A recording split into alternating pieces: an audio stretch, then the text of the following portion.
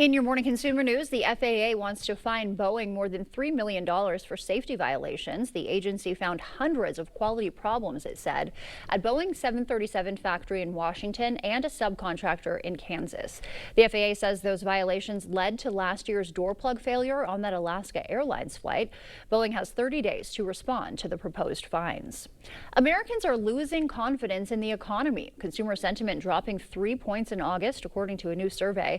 Rising inflation and the president's tariffs are the main concerns. The survey shows a growing divide. Wealthy people are spending more, while lower income families are cutting back.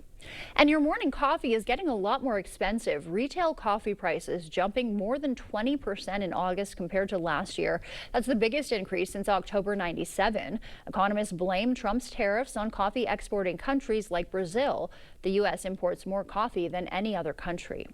The U.S. Federal Reserve is expected to lower interest rates this week. This would mark the first decline from the central bank since December. John Lawrence reports.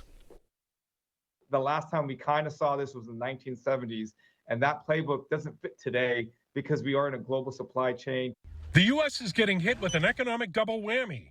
While the cost of living keeps climbing, finding a job is more difficult.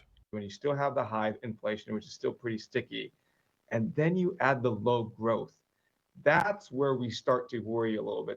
Consumer sentiment has dropped nearly 5% this month and is down 21% compared to September of 2024, according to preliminary results from a University of Michigan survey published Friday. The economy really concerns me, affordability for people back home, and that's why the Working Families Tax Cut Act was so important, because I believe it will drive down costs. Economic analysts say rising inflation and the Trump administration's tariffs are two of the main concerns for American households. Half of older workers have nothing in the bank as they face retirement.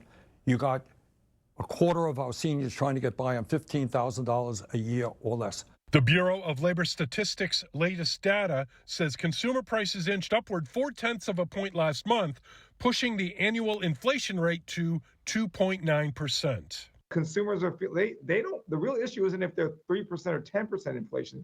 Consumers are running away from that perception until it changes behavior. I'm John Lawrence reporting. President Trump has repeatedly called on the Federal Reserve to cut rates.